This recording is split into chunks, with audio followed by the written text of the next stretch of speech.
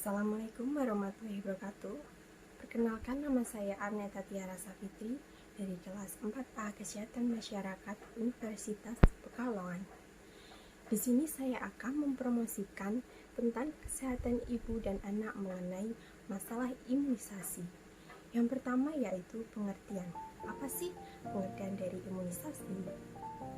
Imunisasi merupakan usaha memberikan kekebalan pada bayi dan anak dengan memasukkan vaksin ke dalam tubuh, agar tubuh membuat zat anti untuk merangsang pembentukan zat anti yang dimasukkan ke dalam tubuh melalui suntikan, misalnya vaksin BCG, DPT, dan campak, dan melalui mulut, misalnya vaksin polio.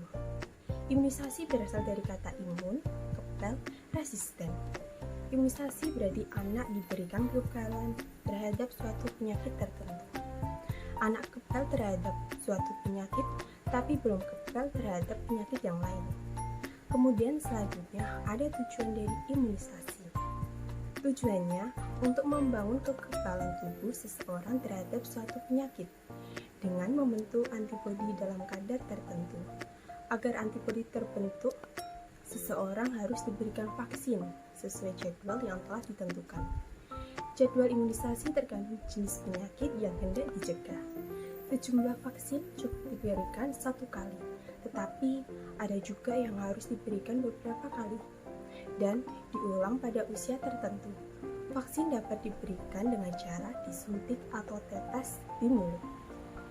Selanjutnya ada manfaat. Manfaat imunisasi yang pertama untuk anak, mencegah penderitaan yang disebabkan oleh penyakit dan kemungkinan cacat atau kematian.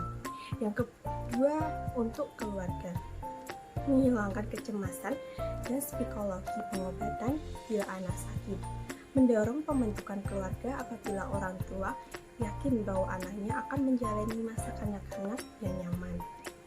Yang ketiga untuk negara, memperbaiki tingkat kesehatan, menciptakan bangsa yang kuat dan berakal untuk melanjutkan pembangunan negara. Kemudian, jenis-jenis imunisasi.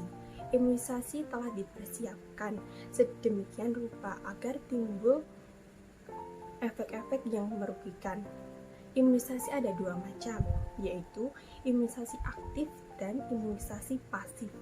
Yang pertama ada aktif, merupakan pemberian suatu bibit penyakit yang telah dilemahkan atau vaksin, agar nantinya sistem imun tubuh berespons spesifik dan memberikan suatu ingatan terhadap antigen ini, sehingga ketika terpapar lagi tubuh dapat mengenali dan meresponnya. Contohnya adalah imunisasi polio dan campak. Dalam imunisasi aktif terdapat beberapa unsur vaksin, yaitu vaksin dapat berupa organisme yang secara keseluruhan dimatikan, eksotoksin yang didetoksifikan saja, atau endotoksin yang terikat pada protein pembawa seperti polisakarida, dan vaksin dapat juga berasal dari ekstra komponen-komponen organisme dari suatu antigen. Yang kedua ada pengawet. Stabilisator atau antibiotik merupakan zat yang digunakan agar vaksin tetap dalam keadaan lemah atau menstabilkan antigen dan mencegah tumbuhnya mikroba. Kemudian cairan pelarut dapat berupa air steril atau juga berupa cairan kultur jaringan yang digunakan sebagai media tubuh antigen. Kemudian adjuvan terdiri dari garam aluminium yang berfungsi meningkatkan sistem imun dari antigen. Ketika antigen terpapar dengan antibodi tubuh, antigen dapat melakukan perlawanan juga. Dalam hal ini, semakin tinggi perlawanan maka semakin tinggi peningkatan antibodi tubuh. Kemudian yang kedua ada imunisasi pasif. Imunisasi pasif merupakan suatu proses meningkatkan kekebalan tubuh dengan cara pemberian zat imunoglobulin, yaitu zat yang dihasilkan melalui suatu proses infeksi yang dapat berasal dari plasma manusia. Kekebalan yang didapat bayi dari ibu melalui plasenta atau binatang yang digunakan untuk mengatasi mikroba yang sudah masuk dalam tubuh yang terinfeksi. Contoh imunisasi pasif adalah penyuntikan ATS, anti tetanus serum, pada orang yang mengalami luka kecelakaan. Contoh lain adalah yang terdapat pada bayi yang baru lahir, di mana bayi tersebut menerima berbagai jenis antibodi dari ibunya melalui dasar plasenta selama masa kandungan. Misalnya antibodi terhadap campak. Kemudian selanjutnya ada macam-macam imunisasi dasar. Yang pertama ada imunisasi BCG. Fungsinya untuk mencegah penularan tuberkulosis atau TBC. Tuberkulosis disebabkan oleh sekelompok bakteria yang bernama Mycobacterium tuberculosis complex. TBC terutama menyerang sistem pernapasan atau TB paru, meskipun organ tubuh lainnya juga dapat terserang. Penyebaran atau ekstra paru TBC. Kemudian cara pemberian dan dosis vaksin BCG merupakan bakteri tuberkulosis spesialis yang telah dilemahkan. Cara pemberiannya melalui suntikan. Sebelum disuntikan vaksin BCG harus dilarutkan terlebih dahulu. Dosis untuk 0,05 cc untuk bayi dan 0,5 cc untuk anak dan orang dewasa. Imunisasi BCG dilakukan pada bayi usia 0-2 bulan, akan tetapi biasanya diberikan pada bayi umur 2 atau 3 bulan. Dapat diberikan pada anak dan orang dewasa jika sudah melalui tes tuberkulin dengan hasil negatif. Kemudian kontraindikasi. Imunisasi BCG tidak boleh diberikan pada kondisi yang pertama, seorang anak menderita penyakit kulit yang berat atau menahun. Yang kedua, imunisasi tidak dibolehkan diberikan pada orang atau anak yang menderita penyakit TBC. Setelah diberikan imunisasi BCG, reaksi yang timbul tidak seperti pada imunisasi dengan vaksin lain. Imunisasi BCG tidak menyebabkan demam. Setelah 1-2 minggu diberikan imunisasi, akan timbul indurasi dan kemerahan di tempat suntikan yang berubah menjadi pastula. Kemudian pecah menjadi luka. Luka tidak perlu pengobatan khusus karena luka ini akan sembuh dengan sendirinya secara spontan. Kemudian selanjutnya ada imunisasi DPT. Fungsinya untuk mencegah 3 penyakit sekaligus, yaitu difteri, pertusis, dan tetanus. Difteri merupakan penyakit yang disebabkan oleh bakteri Corynebacterium diphtheria. Difteri bersifat ganas, mudah menular dan menyerang terutama saluran napas bagian atas. Penularannya bisa karena kontak langsung dengan penderita melalui bersin atau batuk, karena adanya makanan yang terkontaminasi bakteri difteri. Difteri disebabkan oleh bakteri yang ditemukan di mulut, tenggorokan, dan hidung. Difteri menyebabkan selaput tubuh di sekitar bagian dalam tenggorokan. Selaput tersebut dapat menyebabkan kesusahan menelan, bernafas, dan bahkan bisa mengakibatkan mati lemas. Kemudian ada pertusis, merupakan suatu penyakit yang disebabkan oleh kuman Bordetella pertussis.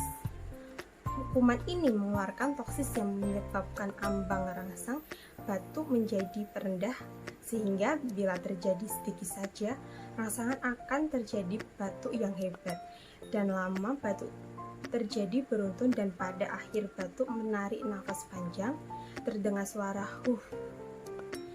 Batuk bisa mencapai 1-3 bulan. Oleh karena itu, pertussis disebut juga batuk 100 hari. Penularan penyakit ini dapat melalui droplet penderita. Kemudian ada tetanus, merupakan penyakit yang disebabkan oleh infeksi kuman Clostridium tetani. Kuman ini bersifat anaerob, sehingga dapat hidup pada lingkungan yang tidak terdapat zat asam atau oksigen. Tetanus dapat menyerang bayi, anak-anak, bahkan orang dewasa. Pada bayi, penularan disebabkan karena pemotongan tali pusat tanpa alat yang steril atau dengan cara tradisional, di mana alat pemotong dibubuhi ramuan tradisional yang terkontaminasi spora kuman tetanus. Pada anak-anak atau orang dewasa, bila terinfeksi karena luka yang kotor atau luka terkontaminasi spora kuman tetanus, kuman ini paling banyak terdapat pada usus kuda. Terbentuk spora yang tersebar luas di tanah. Kemudian ada cara pemberian dan dosis. Cara pemberian imunisasi DPT adalah melalui injeksi intramuskular Suntikan diberikan pada bahan tengah luar atau subkutan dengan dosis 0,5 cc. Cara pemberian vaksin yang pertama, letakkan bayi dengan posisi miring di atas pangkuan ibu dengan seluruh kaki telanjang. Yang kemudian, orang tua sebaiknya memegang kaki bayi. Yang ketiga ada pegang paha dengan ibu jari dan jari telunjuk. Kemudian masukkan jarum dengan sudut 90 derajat. Kemudian tekan seluruh jarum langsung ke bawah melalui kulit sehingga masuk ke dalam otot. Untuk mengurangi rasa sakit, suntikan secara pelan-pelan. Pemberian vaksin DBT dilakukan 3 kali mulai bayi umur 2 bulan sampai 11 bulan dengan interval 4 minggu. Imunisasi ini diberikan 3 kali karena pemberian pertama antibodi dalam tubuh masih sangat rendah. Pemberian kedua mulai meningkatkan dan pemberian ketiga diperoleh cukupan antibodi. Selanjutnya ada efek samping pemberian imunisasi DBT. Memberikan efek di pembengkakan dan nyeri pada tempat penyuntikan dan demam. Sedangkan efek berat bayi menangis. Hebat karena kesakitan selama kurang lebih 4 jam. Kesadaran menurun, terjadi kejang dan shock. Selanjutnya ada imunisasi campak. Fungsinya untuk memberikan kekebalan aktif terhadap penyakit campak. Campak adalah penyakit virus akut yang disebabkan oleh virus campak.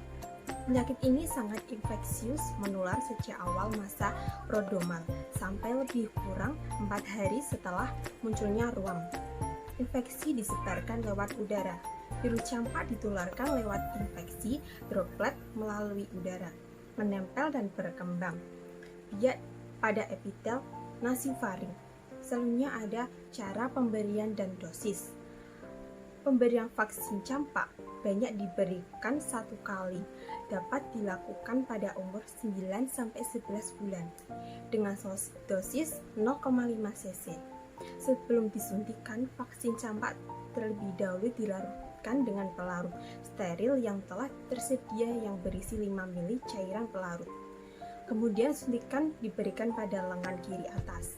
Cara pemberiannya yaitu atur bayi dengan posisi miring di atas pangkuan ibu dengan seluruh lengan telanjang. Kemudian orang tua sebaiknya memegang kaki bayi dan gunakan jari-jari tangan untuk menekan ke atas lengan bayi.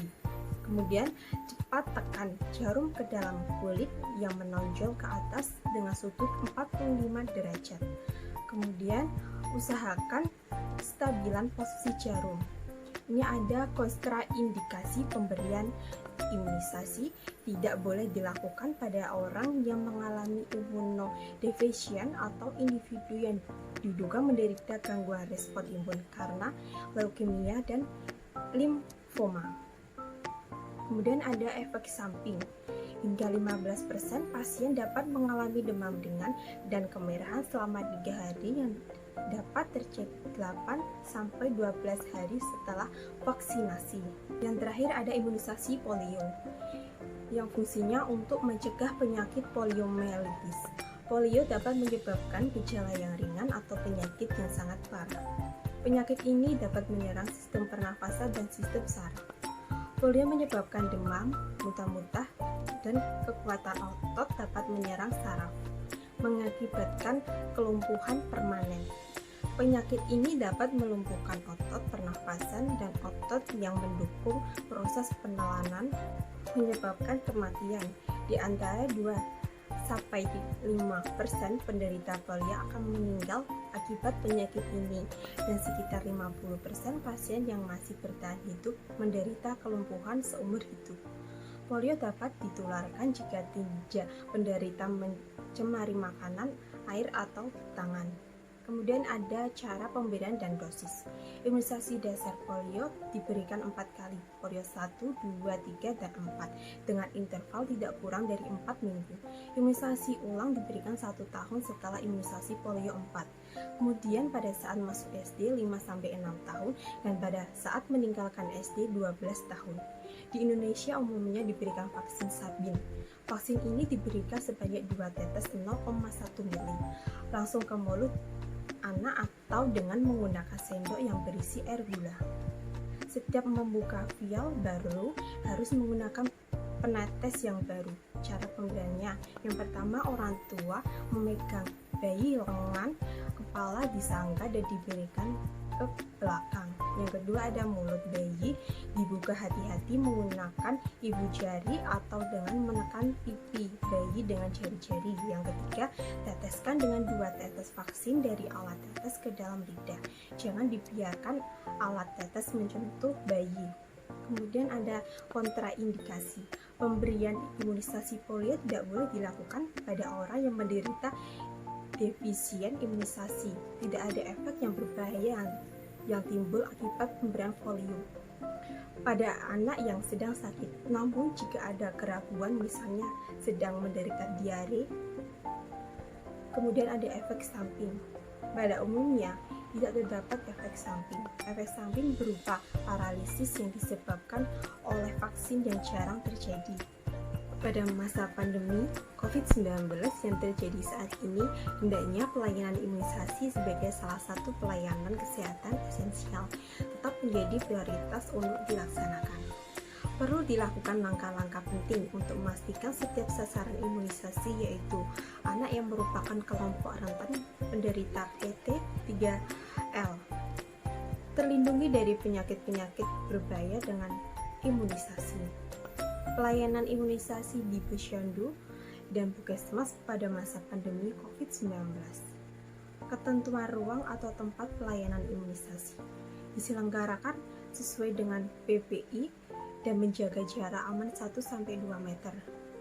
Menggunakan ruang atau tempat yang cukup besar dengan sirkulasi udara yang baik. Dapat juga mendirikan tenda di lapangan terbuka. Memastikan ruang atau tempat pelayanan imunisasi bersih dengan membersihkan sebelum dan sesudah pelayanan dengan cairan disinfektan. Tersedia fasilitas mencuci tangan pakai sabun dan air mengalir atau hand sanitizer. Atur meja pelayanan antar petugas agar menjaga jarak aman 1-2 meter. Ruang atau tempat pelayanan imunisasi hanya untuk melayani bayi dan anak sehat.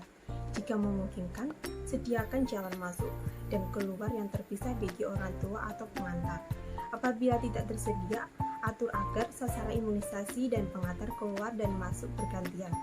Sediakan tempat duduk bagi sasaran imunisasi dan orang tua atau pengantar untuk menunggu sebelum dan 30 menit sesudah imunisasi dengan cara aman antar tempat duduk 1-2 meter. Kemudian ada ketentuan waktu pelayanan imunisasi Posyandu dan Puskesmas. Ketentuan jadwal hari atau jam pelayanan khusus imunisasi di Posyandu. Kemudian untuk pelayanan Puskesmas, yaitu tentukan jadwal hari atau jam pelayanan khusus imunisasi di Puskesmas yang terpisah dari layanan MTBS atau dewasa sakit, atau agar pelayanan imunisasi dilaksanakan di ruang terpisah dari pelayanan MTBS. Jam layanan tidak perlu lama dan batasi jumlah sasaran yang dilayani dalam satu kali sesi pelayanan. Jika jumlah sasaran banyak, bagi menjadi beberapa kali sesi pelayanan Posyandu agar tidak terjadi penumpukan atau kerumunan orang. Jika memungkinkan dan sasaran cukup banyak, pelayanan Posyandu dapat dilakukan lebih dari sekali sebulan. Koordinasi dengan lintas program lainnya untuk memberikan pelayanan kesehatan lain bersamaan dengan imunisasi jika memungkinkan. Informasikan nomor telepon petugas kesehatan atau kader yang bisa dihubungi oleh orang tua atau pengantar untuk membuat jadwal janji temu imunisasi yang akan datang.